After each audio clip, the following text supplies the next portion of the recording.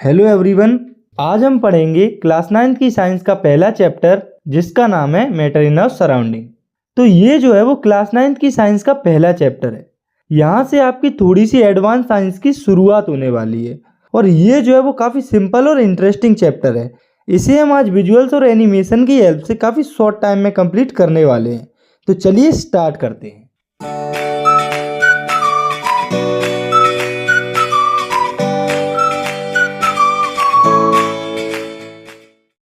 तो हमारे आसपास जो कुछ भी प्रेजेंट है, चाहे वो आपकी स्कूल जाने वाली साइकिल हो, आपका बैग हो, कॉपी हो, आपकी चेयर हो, गाड़ी हो या टी शर्ट या फिर कार हो, वे सब कुछ किसी ना किसी मटेरियल से मिलकर बने होते हैं। तो इसका मतलब ये हुआ कि क्या सब कुछ मैटर ही होता है? तो ऐसा नहीं है। इस यूनिवर्स में कुछ ऐसी भी चीज़ें होती हैं जिन्हें हम मैटर कंसीडर नहीं करते हैं, जैसे कि टाइम, ग्रेविटी, हमारी फीलिंग्स एटसेट्रा। तो इन सब चीज़ों को हम मैटर कंसीडर नहीं करते हैं। और क्यों नहीं करते हैं ये अब हम देख लेते हैं। तो इन सब चीज़ों को हम फिजिकली देख नहीं सकते, इनमें कोई मास नहीं होता है और ना ही ये कोई स्पेस ऑक्यूपाई करते हैं। तो यहाँ से हमें आइडिया लगता है कि मैटर क्या होता है, यानी कि कोई भी सब्सटेंस जिसमें कि कुछ मास हो और वो कुछ स्पेस ऑक्यूपाई करे और वो छोटे छोटे पार्टिकल से मिलकर बना हो, तो उसे हम मैटर कहते हैं।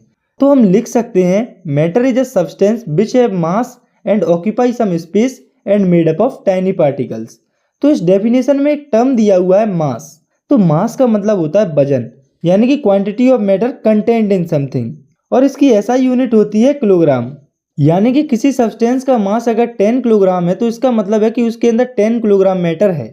और मास की एक बहुत ही स्पेशल क्वालिटी होती है कि ये जो है वो हमेशा हर जगह पर कांस्टेंट होता है, ये कभी चेंज नहीं होता है। तो ज़्यादातर जो लोग हैं वो मास और वेट को सेम समझते हैं, पर एक्चुअल में ये दोनों चीज़ें अलग अलग होती हैं, जिन्हें हम आने वाले चैप्टर्स में अच्छे से समझेंगे।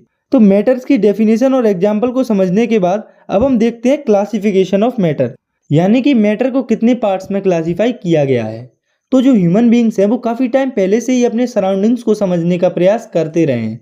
जैसे कि हमारे जितने भी एंशिएंट इंडियन और ग्रीक फिलोसोफर थे, उन्होंने मैटर को 5 बेसिक एलिमेंट्स में क्लासीफाई किया था, जो कि हैं earth, fire, water, air and sky, यानी कि पृथ्वी, अग्नि, जल, वायु और आकाश। तो उनके अकॉर्डिंग कोई भी लिविंग या नॉन लिविंग चीज़ इन्हीं 5 एलिमेंट्स या 5 तत्वों से मिलकर बनी होती है। तो ये तो हो गई एंशिएंट फिलोसोफर्स की बात, यानी कि पुराने फिलोसोफर्स की बात। लेकिन जैसे जैसे साइंस इवॉल्व हुई और मॉडर्न साइंटिस्ट आए, उन्होंने मैटर को 2 बेसिस पर क्लासीफाई किया है। पहला उनके फिजिकल नेचर के बेसिस पर और दूसरा उनके केमिकल नेचर के बेसिस पर। लेकिन हमें यहाँ इस चैप्टर में मैटर के केवल फिजिकल नेचर के बारे में ही पढ़ना है। केमिकल नेचर के बारे में हम अगले चैप्टर में पढ़ेंगे। तो मैटर के फिजिकल नेचर के रिगार्डिंग हमें 2 पॉइंट्स दिए हुए हैं, उन्हें हमें एक्टिविटी के थ्रू और अच्छे से समझना है। तो पहला है matter is made up of particles. तो काफ़ी टाइम पहले जब टेक्नोलॉजी इतनी एडवांस नहीं थी तो ये काफ़ी कंफ्यूजिंग क्वेश्चन था साइंटिस्ट के लिए कि क्या मैटर कंटिन्यूस होता है या पार्टिकुलेट होता है। क्योंकि कुछ साइंटिस्ट मानते हैं कि मैटर अपने आप में ही एक बिल्डिंग ब्लॉक होती है, और वहीं पर कुछ साइंटिस्ट मानते थे कि मैटर जो है वो छोटे छोटे पार्टिकल से मिलकर बना होता है। लेकिन जैसे जैसे टेक्नोलॉजी एडवांस हुई, रिसर्च और बेहतर हुई, तो साइंटिस्ट इस कंक्लूजन पर पहुंचे कि मैटर जो है वो पार्टिकल से मिलकर बना होता है। तो इसे हम एक एक्टिविटी की हेल्प से भी समझ लेते हैं। तो इसके लिए हमें एक गिलास में 100 ml वाटर को लेना है और उसके लेवल को मार्क कर देना है। तो जब हम इस 100 ml वाटर में शुगर को ऐड करेंगे तो वो वाटर के नीचे सेटल हो जाएगी, जिससे कि वाटर का जो लेवल है वो बढ़ जाएगा। लेकिन जब हम इस शुगर को मिक्स करेंगे तो आप देखेंगे कि जो शुगर है वो वाटर में कम्प्लीटली मिक्स हो चुकी है और वाटर का जो लेवल है वो दोबारा डाउन आ चुका है। तो ऐसा क्यों हुआ? तो ऐसा इसीलिए हुआ क्योंकि वाटर के जो पार्टिकल्स हैं वो शुगर के पार्टिकल के साथ मिक्स हो चुके हैं। तो यहाँ से हमें पता चलता है कि जो शुगर या वाटर होता है वो छोटे छोटे पार्टिकल से मिलकर बना होता है। इसका मतलब है मैटर जो है वो छोटे छोटे पार्टिकल से ही मिलकर बना होता है। और मैटर के फिजिकल नेचर से रिलेटेड दूसरा पॉइंट है how small are these particles. तो अभी हमने देखा कि मैटर जो है वो पार्टिकल्स से मिलकर बना होता है। तो अब हमें ये देखना है कि ये पार्टिकल्स कितने छोटे होते हैं। तो इसे भी हम एक एक्टिविटी की हेल्प से समझेंगे। तो इसके लिए हमें एक ग्लास ट्यूब के अंदर 100 ml वाटर को लेना है और इसमें बिल्कुल थोड़ा सा पोटेशियम परमैंगनेट ऐड करना है। तो जब हम 100 ml वाटर में थोड़ा सा पोटेशियम परमैंगनेट ऐड करेंगे तो उसका जो कलर है वो कम्प्लीटली चेंज हो जाएगा। तो इस सॉल्यूशन के कलर को चेंज होने के बाद हम इस सॉल्यूशन में से 10 ml सॉल्यूशन को निकाल लेंगे और उसे दूसरे ग्लास ट्यूब में ऐड कर देंगे जिसमें कि 90 ml वाटर भरा हुआ है। तो जब 10 ml सॉल्यूशन को 90 ml वाटर में ऐड किया जाता है तो उस 90 ml वाटर वाले सॉल्यूशन का भी कलर चेंज हो जाता है। और अगर हम आगे इसी सॉल्यूशन में से 10 ml सॉल्यूशन को निकालकर एक और ग्लास ट्यूब में ऐड कर देंगे जिसमें कि 90 ml वाटर भरा हुआ है तो उसका भी कलर चेंज हो जाएगा। तो जब हम ऐसे ही इसी प्रोसेस को 5 to 8 टाइम्स कंटिन्यू करेंगे तब भी ग्लास ट्यूब का जो कलर है वो चेंज होगा। फिर भले ही बाद में ये जो कलर है वो थोड़ा सा कम डार्कर हो जाए, लेकिन हमें यहाँ से पता क्या चलता है? तो यहाँ पर अगर हम गौर करें तो हम देखेंगे कि थोड़े से पोटेशियम परमैंगनेट की वजह से कितने सारे ग्लास ट्यूब्स के वाटर का कलर चेंज हो गया। तो ऐसा हुआ क्यों? तो जब हम इसकी थोड़ी सी डिटेल्ड ऑब्जर्वेशन करते हैं तो हमें पता चलता है कि थोड़ा सा पोटेशियम परमैंगनेट जो कि वाटर में ऐड किया गया था वो वाटर में जाने के बाद काफ़ी सारे छोटे छोटे पार्टिकल्स में ब्रेक हो जाता है। और जब हम इसी प्रोसीजर को और आगे कंटिन्यू करते हैं तो ये पोटेशियम परमैंगनेट और छोटे छोटे पार्टिकल्स में डिवाइड हो जाता है। तो यहाँ से हमें एक चीज़ पता चलती है कि जो मैटर होता है वो काफ़ी छोटे छोटे पार्टिकल से मिलकर बना होता है। इनको जो पार्टिकल्स होते हैं वो हमारी इमेजिनेशन से भी काफ़ी छोटे होते हैं। और अगर आप इस एक्टिविटी को घर पर करना चाहते हैं और आपके पास पोटेशियम परमैंगनेट नहीं है तो आप उसकी जगह पर 2 ml डिटॉल का यूज कर सकते हैं।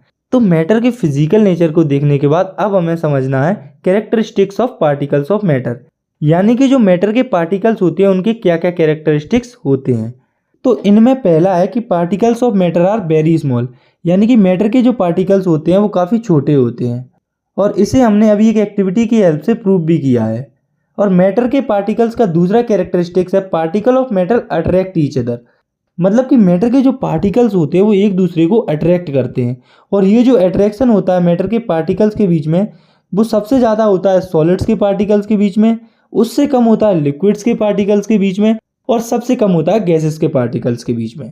इसके बाद मैटर के पार्टिकल का अगला कैरेक्टरिस्टिक्स है कि particles of matter have space between them, यानी कि मैटर के जो पार्टिकल्स होते हैं उनके बीच में कुछ ना कुछ स्पेस होता है। और ये जो स्पेस होता है वो सबसे कम होता है सॉलिड्स में, उससे थोड़ा सा ज़्यादा होता है लिक्विड्स में और ये स्पेस सबसे ज़्यादा होता है गैसेस में। और मैटर के पार्टिकल्स का चौथा कैरेक्टरिस्टिक्स है कि particles of matter are continuously moving, यानी कि मैटर के जो पार्टिकल्स होते हैं वो लगातार मूव करते रहते हैं। और अब आप सोच रहे होंगे कि ऐसा क्यों होता है? तो ऐसा इसीलिए होता है क्योंकि जो पार्टिकल्स होते हैं उनके अंदर काइनेटिक एनर्जी होती है जो कि रिस्पॉन्सिबल होती है मूवमेंट के लिए। तो जैसे जैसे टेम्परेचर इंक्रीज होता है तो मैटर के पार्टिकल्स और जल्दी जल्दी मूव करने लगते हैं। ऐसा इसीलिए होता है क्योंकि जब टेम्परेचर बढ़ता है तो पार्टिकल्स की काइनेटिक एनर्जी भी बढ़ जाती है जिससे वो और तेज़ी से मूव करने लगते हैं। और ये जो पार्टिकल्स का मूवमेंट होता है वो कम होता है सॉलिड्स में, उससे ज़्यादा होता है लिक्विड्स में और सबसे ज़्यादा होता है गैसेस में। तो इसके बाद हमें समझना है इस चैप्टर के नेक्स्ट कंसेप्ट को जो कि है स्टेट्स ऑफ मैटर, यानी कि मैटर की अवस्थाएं। मैटर कितने फॉर्म्स में एटमॉस्फेयर में प्रेजेंट होता है? तो बेसिकली मैटर की 3 स्टेट्स होती हैं जो कि है सॉलिड, लिक्विड एंड गैस। तो अब आप सोच रहे होंगे कि मैटर 3 अलग अलग स्टेट्स में क्यों पाया जाता है, वो एक ही स्टेट में क्यों नहीं पाया जाता? तो ऐसा इसलिए क्योंकि मैटर्स के पार्टिकल्स के बीच में वेरिएशन होता है जिसके कारण मैटर 3 स्टेट में पाया जाता है।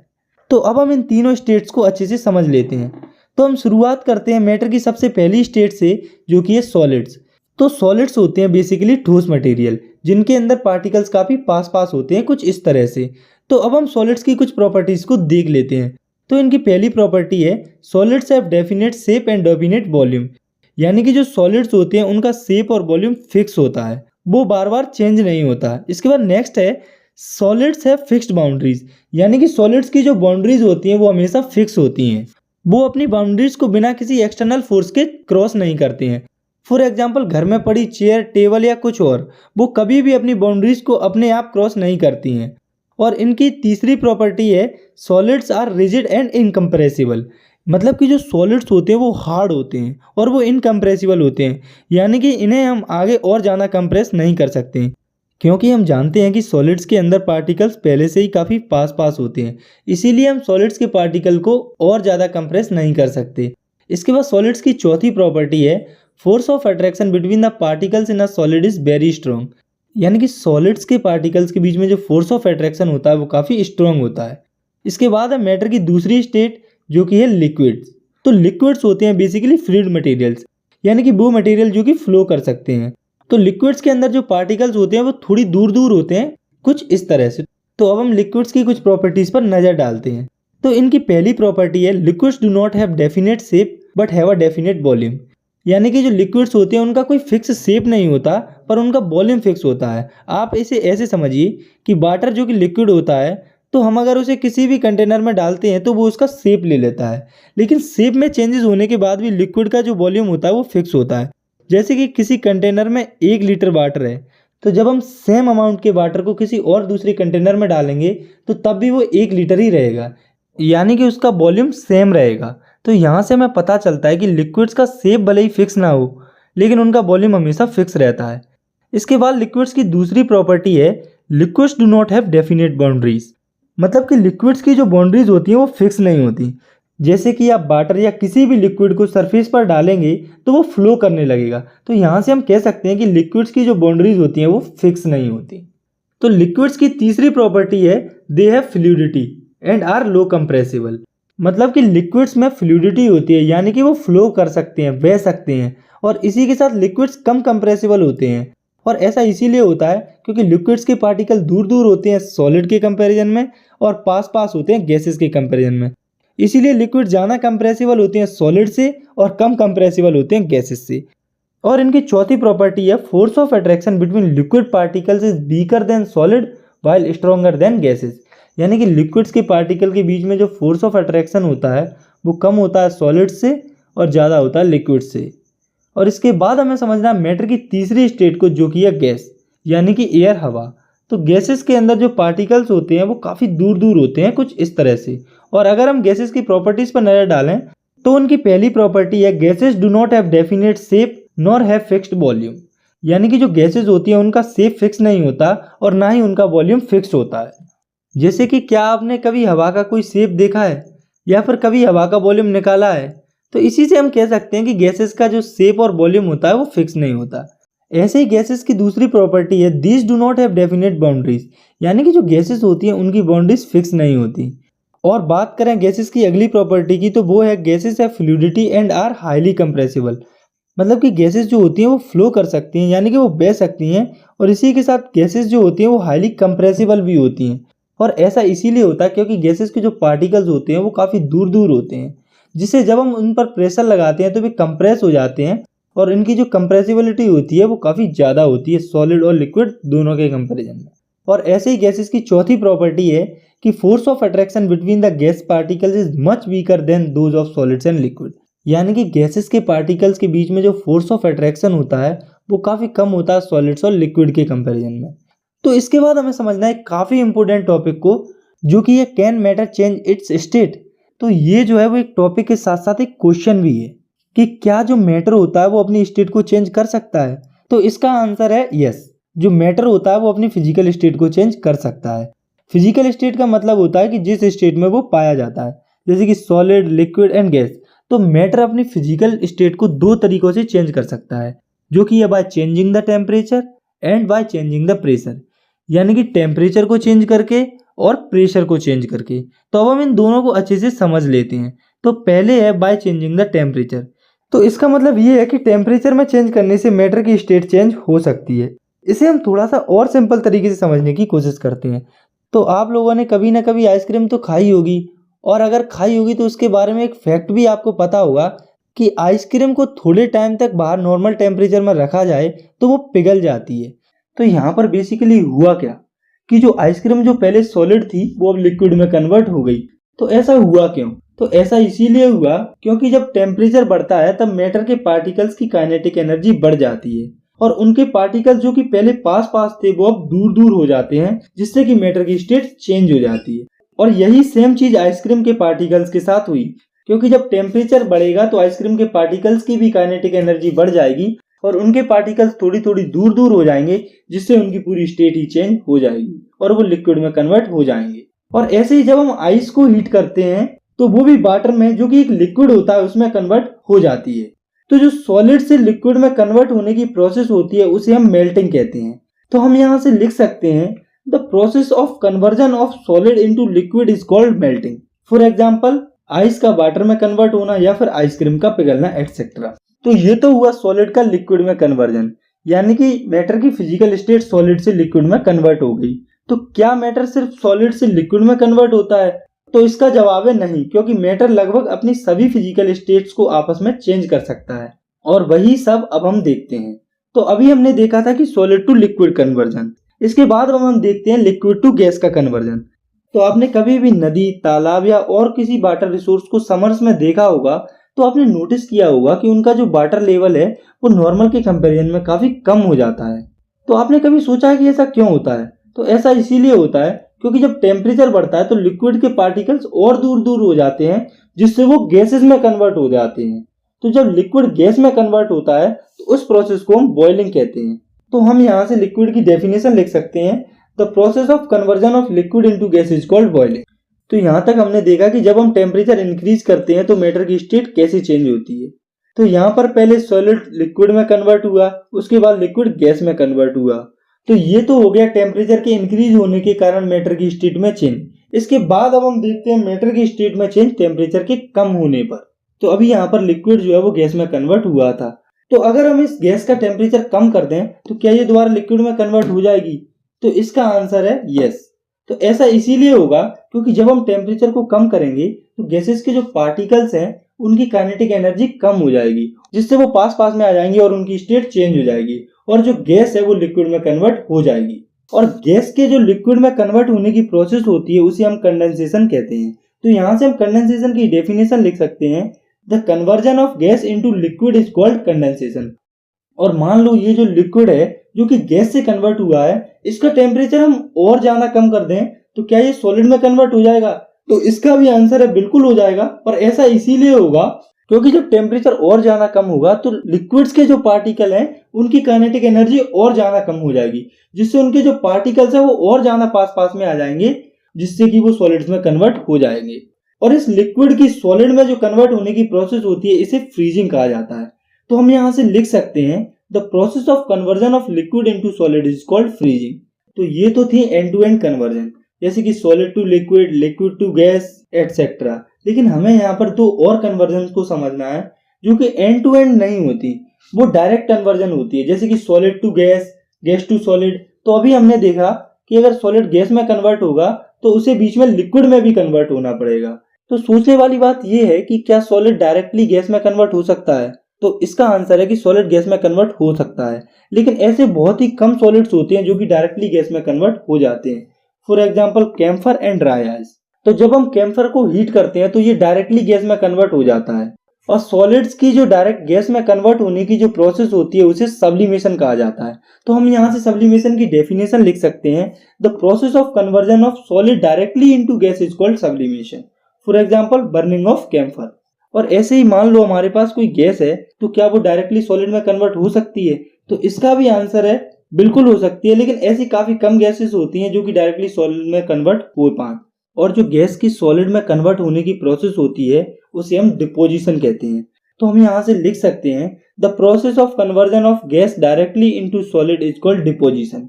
तो यहाँ तक हमने देखा कि टेम्परेचर में चेंज करने से मैटर की स्टेट में क्या क्या चेंज आते हैं, लेकिन इसके बाद हमें देखना है कि प्रेशर की स्टेट में चेंज करने से मैटर की स्टेट में क्या चेंज आता है। तो इसे हम थोड़ा सा कोरिलेट करके समझेंगे। तो अभी हमने पढ़ा था कि गैसेस बहुत कंप्रेसिबल होती हैं, लिक्विड्स उनसे कम कंप्रेसिबल होते हैं और सॉलिड सबसे कम कंप्रेसिबल होते हैं। तो यहाँ पर सोचने वाली बात यह है कि कोई भी मैटर कंप्रेस तब होगा जब उस पर ज्यादा प्रेशर अप्लाई होगा। तो यहाँ से हमें एक बात पता चलती है, अगर हम मैटर की किसी भी स्टेट पर ज्यादा प्रेशर अप्लाई करेंगे तो उनकी स्टेट चेंज हो जाएगी। फॉर एग्जाम्पल आपने कभी न कभी ऐसा लाइटर तो देखा होगा। तो इस लाइटर में जो लिक्विड भरा हुआ होता है वो एक्चुअली में गैस होती है, जो कि प्रेशर अप्लाई करने से काफी कंप्रेस हो जाती है और लिक्विड स्टेट में कन्वर्ट हो जाती है। तो जब हम लाइटर के इस बटन को दबाते हैं तो यहाँ पर आग लगने लगती है। वो आग बेसिकली गैस ही होती है जो कि इस बटन को दबाने से लिक्विड से कन्वर्ट हुई है, क्योंकि जब लाइटर का बटन दबाया जाता है तो लिक्विड्स का जो प्रेशर होता है वो कम हो जाता है, जिससे कि वो दोबारा गैस में कन्वर्ट हो जाता है। और ऐसे ही मैटर की एक और सॉलिड फॉर्म होती है ड्राई आइस। तो जब हम ड्राई आइस का प्रेशर कम करते हैं तो वो गैस में कन्वर्ट हो जाती है। चलिए इसे थोड़ा सा और सिंपल करते हैं। तो आप सबने गैस सिलेंडर तो देखा होगा, तो क्या जो गैस सिलेंडर होते हैं या फिर हॉस्पिटल में जो ऑक्सीजन सिलेंडर होते हैं उनमें गैस भरी होती है? तो इसका जवाब है हाँ। लेकिन वो जो गैस होती है उसे लिक्विड फॉर्म में कन्वर्ट किया जाता है उस पर काफी प्रेशर अप्लाई करके। तो यहाँ तक हमने देखा कि टेम्परेचर या प्रेशर को अप्लाई करने से मैटर की जो स्टेट है उसमें चेंज आ जाता है। तो इसका मतलब ये हुआ कि मैटर की जो स्टेट चेंज होती है उसमें कुछ ना कुछ एनर्जी इन्वॉल्व होती है, कहीं हीट के फॉर्म में, कहीं प्रेशर के फॉर्म में। तो इसी से रिलेटेड हमें एक टर्म को समझना है जो कि है लेटेंट हीट। तो इसकी डेफिनेशन हो जाएगी the energy which has to be supplied to change the state of a substance is called latent heat. मतलब कि ये वो हीट एनर्जी होती है जो कि हमें सप्लाई करनी पड़ती है किसी भी सब्सटेंस की स्टेट को चेंज करने के लिए। और ये जो लेटेंट हीट होती है इसे कैपिटल एल से डिनोट किया जाता है। तो L इक्वल्स टू दिया हुआ है Q अपॉन M, तो जिसमें कि Q है एनर्जी एब्जॉर्ब्ड और रिलीज और M है मास। तो लेटेंट हीट की SI यूनिट हो जाएगी जूल्स पर केजी। तो लेटेंट हीट से रिलेटेड आपको खुद कुछ एग्जांपल्स को प्रैक्टिस करना है। तो चलिए एक न्यूमेरिकल हम यहीं पर प्रैक्टिस कर लेते हैं। तो क्वेश्चन है the substance have mass of 9400 gram and have latent heat of 13 joule पर KG, find the energy released और एब्जॉर्ब्ड। तो सबसे पहले हमें जो गिवन है हम उसे लिख लेंगे। तो हमें लेटेंट हीट दी हुई है 13 जूल पर केजी और मास दिया हुआ है 9400 ग्राम। तो पहले हम इस मास को इसकी एसआई यूनिट जो कि होती है किलोग्राम उसमें कन्वर्ट कर लेंगे। तो हमारा मास हो जाएगा किलोग्राम में 9.4 किलोग्राम। तो हम यहाँ से इन दोनों वैल्यूज को लेटेंट हीट के इस फॉर्मूले में रख देंगे। तो हमें एल दिया हुआ है 13 और मास दिया हुआ है 9.4। तो जब हम इस इक्वेशन को सॉल्व करेंगे तो हमारी एनर्जी आ जाएगी 122.2 जूल्स पर केजी। तो अब आपको खुद की तरफ से इस टॉपिक पर कुछ और न्यूमेरिकल्स को प्रैक्टिस करना है जिससे कि आपका ये जो कंसेप्ट है वो एकदम क्लियर हो जाए। तो अब आपको समझना है एक ऐसे टॉपिक को जो कि आपको काफी काम आने वाला है इस चैप्टर में भी और आगे आने वाली सभी क्लासेस में भी। तो मैं बात कर रहा हूँ टेम्परेचर की। तो अब हम टेम्परेचर को थोड़ा सा अच्छे से समझ लेते हैं। तो basically temperature is the measure of degree of hotness of a body, यानी कि जो टेम्परेचर होता है वो किसी भी बॉडी की हॉटनेस को मेजर करने का मीडियम होता है और इसकी एसआई यूनिट होती है केल्विन। लेकिन जनरली इसे दो और यूनिट्स में मेजर किया जाता है जो कि है डिग्री सेल्सियस और फ़ारेनहाइट। और टेम्परेचर को मेजर करने के लिए जिस इंस्ट्रूमेंट का यूज किया जाता है वो होता है थर्मामीटर। तो आप कभी डॉक्टर के पास गए होंगे तो आपने नोटिस किया होगा कि डॉक्टर आपके बुखार को नापने के लिए एक इंस्ट्रूमेंट देता है, वो इंस्ट्रूमेंट थर्मामीटर ही होता है जो कि आपकी बॉडी की हीट को मेजर करता है। तो अभी हमने देखा था कि टेम्परेचर को 3 यूनिट्स में मेजर किया जाता है जो कि केल्विन, डिग्री सेल्सियस और डिग्री फ़ारेनहाइट, जिसमें कि केल्विन एसआई यूनिट है और ये दोनों है वो नॉर्मल यूनिट्स हैं। तो अब हमें क्या करना है, तो अब हमें इन तीनों के बीच के रिलेशन को देखना है और इसी के साथ हमें ये भी देखना है कि हम टेम्परेचर की एक यूनिट को दूसरी यूनिट में कैसे कन्वर्ट कर सकते हैं। तो इसके लिए हम 3 कॉलम बना लेंगे, एक केल्विन का, सेल्सियस का और फ़ारेनहाइट का। तो पहले तो आपको ये याद रखना है कि हम सेल्सियस और फ़ारेनहाइट पर डिग्री लगाते हैं और केल्विन पर डिग्री नहीं लगाते। तो हम इन तीनों को सेल्सियस के थ्रू रिलेट करेंगे। तो आप ये याद रखें कि केल्विन इक्वल्स टू होता है टेम्परेचर इन सेल्सियस प्लस 273.15, यानी कि एक केल्विन होता है जितना टेम्परेचर सेल्सियस में दिया गया है प्लस 273.15। तो हम अभी के लिए 0.15 को इग्नोर करेंगे। तो सिंपली हो जाएगा kelvin equals to Celsius plus 273। तो अब हम सेल्सियस और केल्विन के बीच में कुछ टेम्परेचर चेंज की प्रैक्टिस करते हैं। तो मान लो कि हमें टेम्परेचर दिया हुआ है 30 डिग्री सेल्सियस और आपको इस टेम्परेचर को केल्विन में कन्वर्ट करना है। तो इसके लिए आपको जितना टेम्परेचर डिग्री सेल्सियस में है उसमें 273 को प्लस कर देना है। तो यहाँ से हमारा टेम्परेचर आ जाएगा 303 केल्विन। तो ये तो हमने डिग्री सेल्सियस को केल्विन में कन्वर्ट किया। तो इसके बाद हम कन्वर्ट करते हैं केल्विन को डिग्री सेल्सियस में। तो इसके लिए आपको कुछ नहीं, सिर्फ इस इक्वेशन में वैल्यूज को पुट करना है। तो मान लो कि हमें टेम्परेचर दिया हुआ है केल्विन में 349 केल्विन, इसे हमें डिग्री सेल्सियस में कन्वर्ट करना है। तो इसके लिए कुछ नहीं, हमें इसी फॉर्मूलेज में वैल्यूज को पुट करना है। तो जब हम 349 केल्विन में से 273 को सब्सट्रैक्ट करेंगे तो हमारा जो टेम्परेचर है वो डिग्री सेल्सियस में आ जाएगा। तो यहाँ से हमारा टेम्परेचर आ जाएगा 76 डिग्री सेल्सियस। तो अब हम इसके बाद अगली यूनिट में टेम्परेचर चेंज को समझते हैं जो कि है डिग्री फ़ारेनहाइट। तो temperature in Fahrenheit equals to होता है 9/5 into temperature into Celsius plus 32। तो अगर आपको डिग्री सेल्सियस में टेम्परेचर दिया हुआ है तो आप उसे इस इक्वेशन में रखकर फ़ारेनहाइट में कन्वर्ट कर सकते हैं। तो चलिए इसकी कुछ प्रैक्टिस करते हैं। तो मान लो कि आपको टेम्परेचर दिया हुआ है 114 डिग्री सेल्सियस, तो आपको इसे फ़ारेनहाइट में कन्वर्ट करना है। तो जब आप इस फॉर्मूले में वैल्यू को पुट करोगे तो हमारा टेम्परेचर आ जाएगा फ़ारेनहाइट में 237.2 फ़ारेनहाइट। तो ऐसे ही अगर आपको कोई टेम्परेचर फ़ारेनहाइट में दिया हुआ है तो आप उसे टेम्परेचर में कन्वर्ट कर सकते हैं। तो चलिए इस पर भी हम एक प्रैक्टिस करते हैं। तो मान लो कि आपको टेम्परेचर दिया हुआ है फ़ारेनहाइट में 181 फ़ारेनहाइट और आपको इसे डिग्री सेल्सियस में कन्वर्ट करना है। तो जब आप इसी इक्वेशन में वैल्यूज़ को सही से पुट करेंगे तो आपका आंसर आएगा 82.77 डिग्री सेल्सियस। तो यहाँ से हमें एक बात पता चलती है कि ये जो टेम्परेचर की तीनों इक्वेशंस हैं वो आपस में इंटरकनेक्टेड है।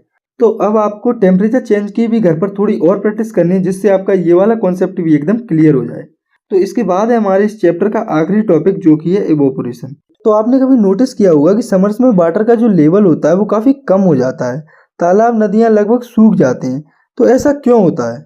तो ऐसा होता है इवोपोरेशन के कारण, क्योंकि समर्स में टेम्परेचर काफ़ी ज़्यादा हो जाता है जिससे कि वाटर अपनी लिक्विड स्टेट को गैसियस स्टेट में कन्वर्ट कर लेता है और वो वेपर बन के उड़ जाता है। तो यहाँ पर सोचने वाली बात ये है कि वाटर जो है वो अप्रोक्स 100 डिग्री सेल्सियस पर वेपर में कन्वर्ट होता है, लेकिन समर्स में टेम्परेचर 100 डिग्री सेल्सियस तक तो पहुँचता नहीं है।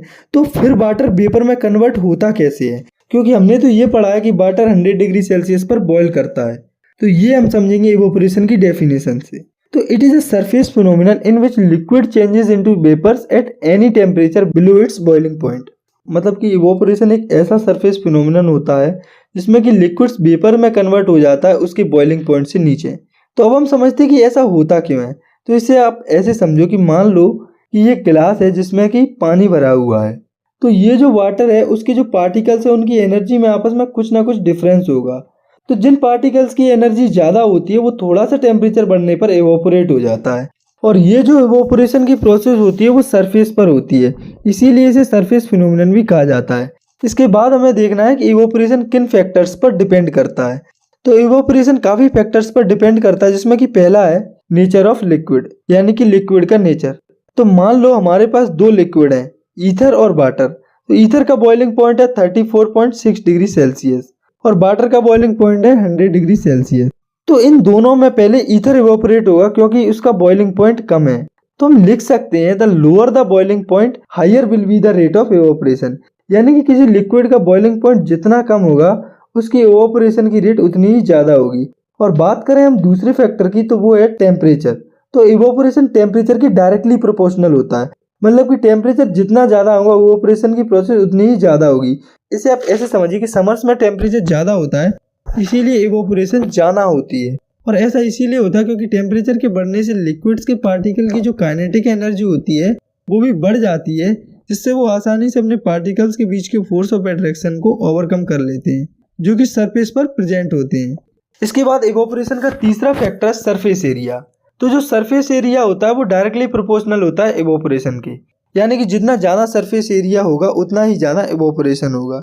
इसे आप ऐसे समझो कि आप में से ज़्यादातर बच्चे दूध पीकर स्कूल जाते हो। तो आपने कभी नोटिस किया होगा कि गिलास में दूध काफ़ी गर्म है और आपको स्कूल जाने के लिए लेट हो रहा है।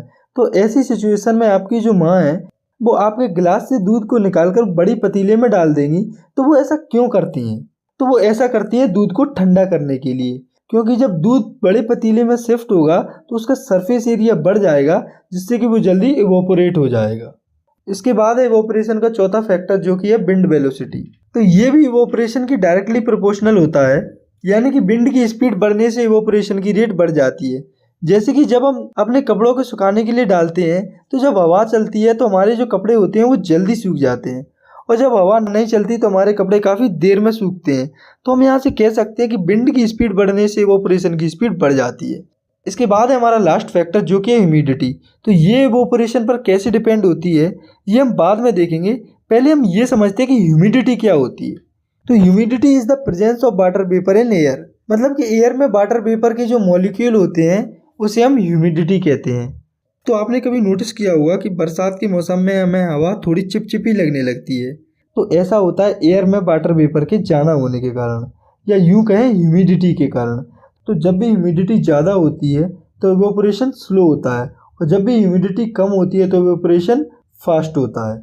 इसे आप ऐसे समझिए कि सड़क पर या सड़क के किनारे कोई गड्ढा है और उसमें पानी भर गया है। तो हमें इसकी दो सिचुएशंस को मान के चलनी है। तो पहली ये है कि गड्ढों में पानी गर्मियों में भरा है, और दूसरी सिचुएशन है कि गड्ढों में पानी बरसात के टाइम पर भरा है। तो अब आप ही बताइए कि कौन सी टाइम पर वाटर जल्दी इवोपोरेट होगा।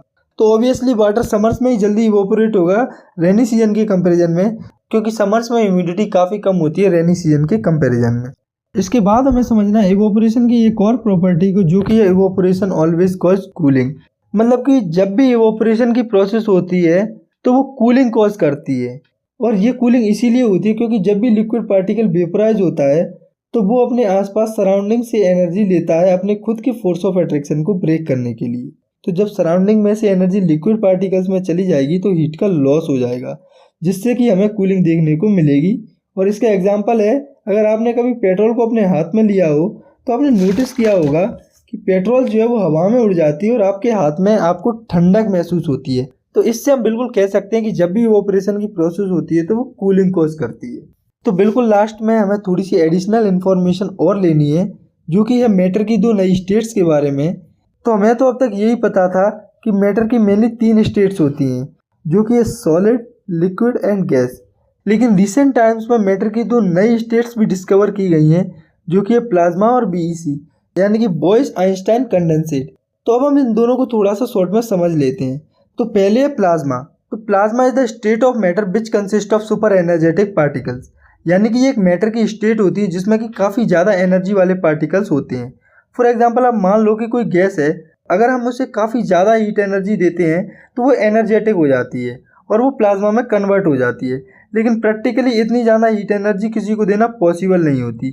इसीलिए जो प्लाज्मा होता है वो सन के अंदर पाया जाता है, जो कि हाइड्रोजन और हीलियम पर हाई हीट एनर्जी के कारण फॉर्म होता है। और ये जो प्लाज्मा है वो पहली बार डिस्कवर किया गया था सर विलियम क्रूज के द्वारा 22 अगस्त 1879 को। इसके बाद है मैटर की 5वीं स्टेट, जो कि है बीईसी, यानी कि बॉयस आइंस्टाइन कंडेंसेट। तो ये जो स्टेट है वो बिल्कुल अपोजिट है प्लाज्मा से, यानी कि ये जब फॉर्म होती हैं जब गैसेस को काफ़ी कम डेंसिटी पर कूल किया जाता है नॉर्मल डेंसिटी की कंपैरिजन में, अराउंड 100,000 टाइम कम डेंसिटी पर, वो भी सुपर लो टेम्परेचर पर, यानी कि काफ़ी ज़्यादा कम टेम्परेचर पर। तो अब आपको बस इतना याद रखना है कि जो प्लाज्मा होता है वो काफ़ी ज़्यादा टेम्परेचर पर फॉर्म होता है और जो बीईसी होती है वो काफ़ी कम टेम्परेचर पर फॉर्म होती है। तो आपको अपने सिलेबस में सिर्फ इतना ही याद रखना है। तो इसी के साथ हमारा ये जो चैप्टर है वो ख़त्म होता है। आई होप आपको अच्छे से समझ में आया होगा। अगर वीडियो पसंद आई है तो आप इसे लाइक कर सकते हैं और साथ ही साथ अगर आप चाहें तो इस चैनल को भी सब्सक्राइब कर सकते हैं। तब तक के लिए thanks for watching, take care, bye bye.